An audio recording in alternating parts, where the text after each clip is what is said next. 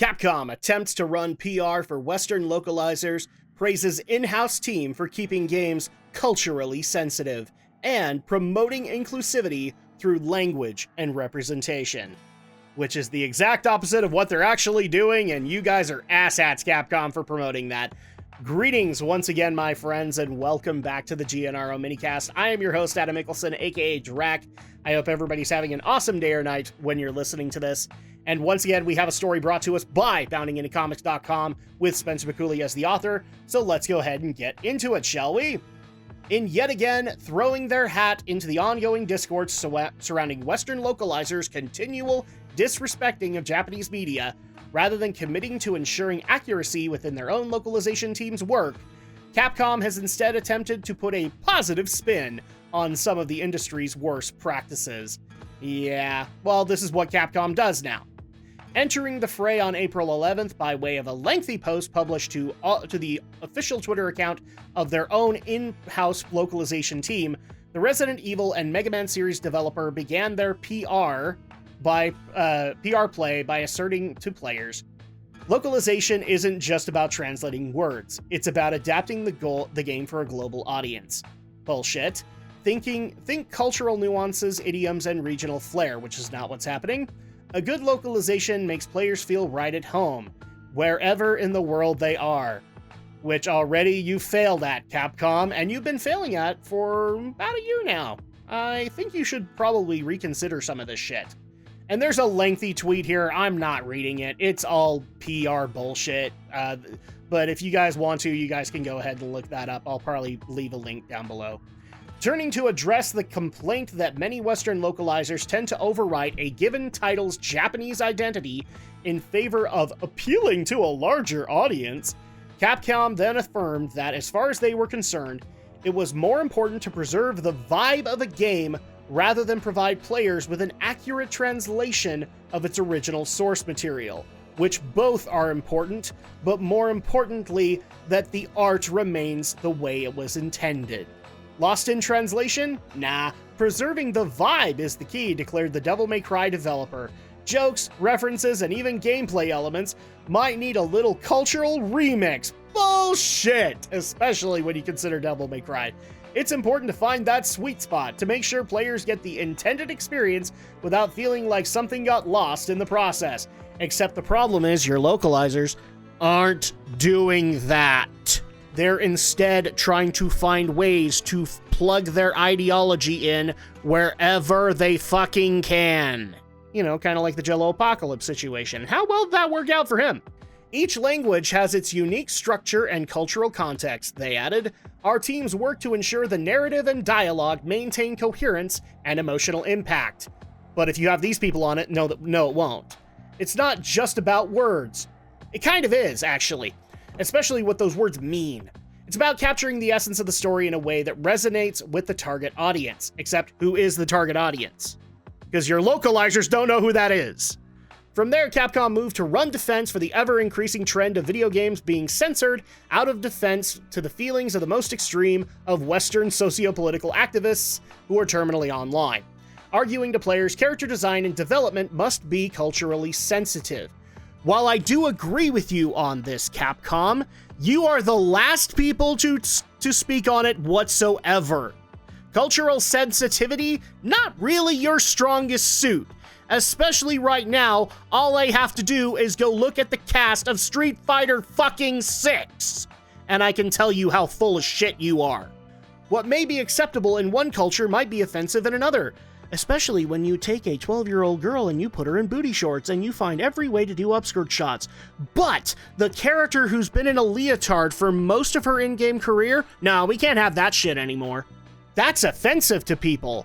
Oh, but we'll put her in an innocuous pose that basically makes you want to bend her over.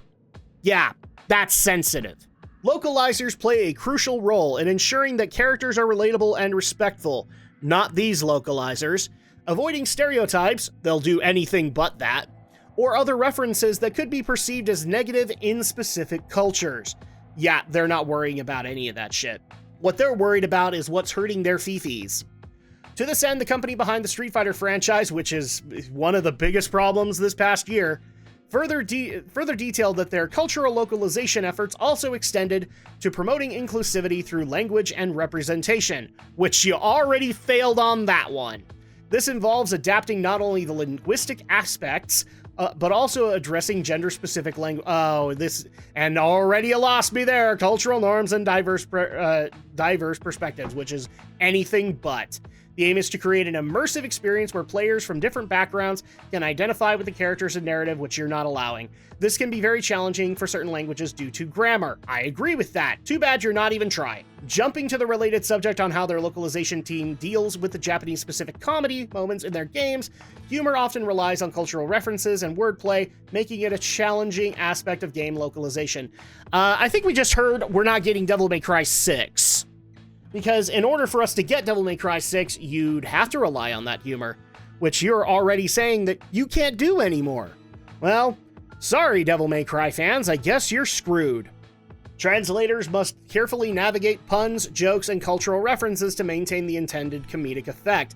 Except the problem is, the same translators that you're trying to hire, they aren't comedic whatsoever. In fact, they hate comedy, and they want it to die in a fire. So you're already going to lose that concept. This requires a deep understanding of the target audience's sense of humor, which staying true to the original wit. That's not going to happen, considering the localizers that are whining in regards to this particular post. Drawing their thoughts to a close with one final note on their approach to language localization, Capcom ultimately affirmed, maintaining a consistency in terminology is crucial for a smooth and coherent gaming experience. I agree. Too bad you're not doing that, but at least not with your localizers. This applies not only to translating words, but also to ensuring that game mechanics, instructions, and lore are consistently represented across languages, except they'll start changing it, because it doesn't fit in with their particular narrative. Establishing a cohesive language system helps prevent confusion and enhances the overall gaming experience for players worldwide. Too bad all of that is going to get lost, which is what makes your game so compelling, except you're continuing to hire assholes that have no intention of doing that whatsoever. And frankly, don't care if you survive the backlash from it, or survive the fact that the game doesn't sell well because we get sick and tired of this PC bullshit ending up in our escapist fiction. Interestingly, as noted above, this is not the first time Capcom, whose own history of international censorship, yeah, we forgot that little part, didn't we, includes covering up Ashley and Ada's default outfits in the Resident Evil 4 remake, because we couldn't have panty peeks, now could we? Or we couldn't have femme fatales anymore, because those aren't allowed in the current day society, because society knows exactly what we all need. Editing out Japanese Rising Sun imagery from E Honda's stage in Capcom Fighting Collection, which was bullshit, the release of Street Fighter 2 with that, and completely removing Armika's butt slap from her Super Arts animation in Street Fighter 5. How many people remember that bullshit?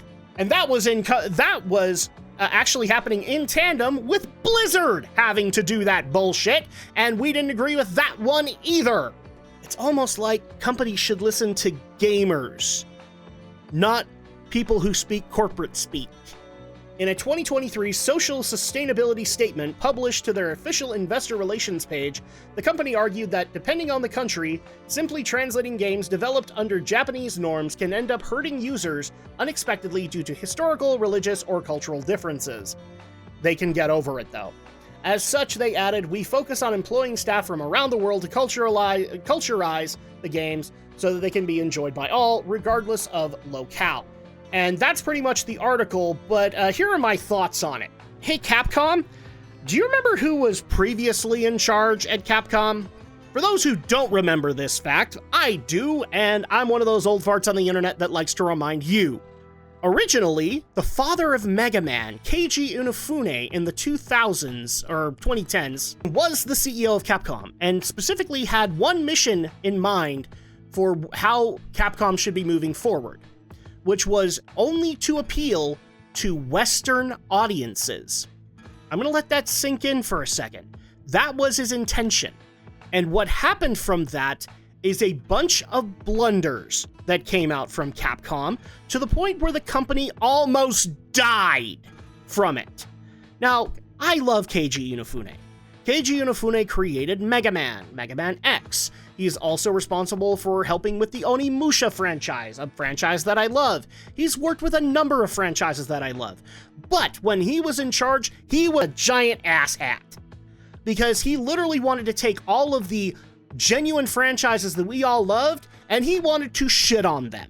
And the best example that I can give you is the Ninja Theory Devil May Cry remake, which was entirely under his it was entirely under his supervision, and that worked out so well that we've never referenced it ever again. Oh, and might I also add another blunder that happened under him, because I believe it was under his overseeing, on-disc DLC, Street Fighter Cross Tekken. I know some people like that game, but that game is considered a failure as far as Capcom is concerned. And a lot of the things that have made Capcom way more interesting to a lot of us, he didn't give a shit about. So I read all of this crap, and it's like Keiji Inafune is in charge again. So I have a better idea, Capcom. How about you listen to the actual people who buy your games? Because those are the people that don't give two shits about any of the controversies that were labeled in this article. They don't give two shits about whether or not there's proper representation in our Street Fighter roster. You want to know what they care about? They care about whether or not that character has an interesting enough backstory for me to get invested in them. Which I can already tell you, given what I know about the Street Fighter 6 roster, most of them don't have that whatsoever. Because that worked out really well for you with Street Fighter 3, didn't it? A lot of people forget a lot of the characters don't come out of Street Fighter 3. Yeah, you get people like Ibuki and Makoto, but where's 12? Where's Necro? It took forever for them to get Oro out of that game. All I'm saying is that this initiative and this PR defense ain't gonna help you in the long run, Capcom, and it's going to, in fact, hurt you, and you're going to have yet another Dark Age. One you might not recover from. But that's my opinions on the matter. Go ahead and leave your opinions down in the comment section down below. Let's have that discussion. Feel free to bring up your favorite Capcom games, and maybe even bring up the biggest blunders that Capcom has had in their entire history. We'll have that discussion. Also, if you're brand spanking new, consider liking the video and subscribing to the channel, because it definitely helps out with the YouTube algorithms and whatnot. Especially if you'd like to hear more dissenting opinions like this. And I will see you guys next time for the next GNRO Minicast. Special thanks to Bounding Into Comics and Spencer Bercouli for the article once again. And I'll catch you guys next time. Until then, take care, my friends.